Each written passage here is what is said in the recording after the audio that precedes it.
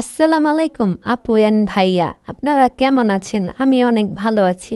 আজকে আপনাদেরকে বানিয়ে শেখাবো কিভাবে সুজি হালুয়া বানায়।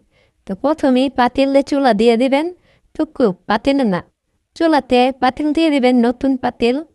তারপর পাতিলটা যখন গরম হয়ে যাবে তারপর এই সুজিটা ঢেলে দিবেন। এবার ঢেলে দিয়ে লাড়াচাড়া দিবেন। তো আমি ক্যামেরার বাইরে ভালো করে লাড়াচাড়া দিব। তো ভালো করে ভেজে তারপর উঠায় রাখবেন। তারপরে এক বয়াম ঘি দিয়ে দেবেন। তারপর ঘি গরম হয়ে গেলে দিয়ে দিবেন এলাচ, দারচিনি যা আছে মশলা সব দিয়ে দিবেন। দেওয়ার পর গরম হয়ে গেলে এই যে সুজিগুলো দেখছেন, সুজিগুলো ঢেলে দিবেন। ঢেলে দেওয়ার পর লাড়াচাড়া দিবেন ভালো করে। লাড়াচাড়া দেওয়ার পর ভালো করে ভেজে নেবেন লাল লাল করে। আবার আমার মতো পুড়িয়ে ফেলবেন না। তারপরে এইরকম একটা বড় মগের মধ্যে দুধ নিয়ে নেবেন।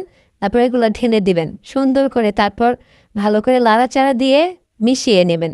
ভালো করে মিহিনভাবে মিশিয়ে নেবেন। সুন্দর করে লাড়াচাড়া দিতেই থাকবেন, না হলে কিন্তু সুজি আমার মতো দলা পাকায় ফেলবেন। আমি তো সুখে ঠেলায় রাঁধতেছিলাম।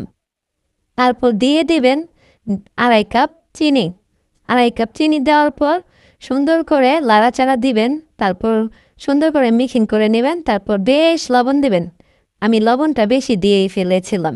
আমি সুজি হালুয়াকে তরকারি ভেবেছিলাম, তো তাই একটু লবণটা বেশি দিয়ে ফেলেছিলাম। তো ভালো করে লাড়াচাড়া দিয়ে এরকম ঘন করে নেবেন। তারপরই আপনার হালুয়া রেডি হয়ে যাবে। আমার হালুয়া রেডি হয়ে গেছে। তারপর আমি একটা স্টিলের বড় একটা প্লেট নিব।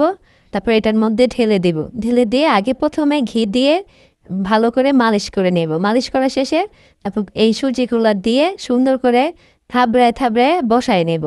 তারপর আমি সুজি হালুয়া বানিয়ে ফেলেছি, আমরা খেয়েও ফেলেছি। আপনারাও বানিয়ে খেয়ে ফেলেন। আর আমাকে ফলো দিতে, সাবস্ক্রাইব করতে ভুলবেন না। লাইক এবং শেয়ার করতেও ভুলবেন না। অবশ্যই কমেন্টে জানাবেন আমার ভিডিওগুলো কেমন হয়। তো আপনারা সবাই ভালো থাকবেন, সুস্থ থাকবেন। আল্লাহ হাফেজ, টাটা।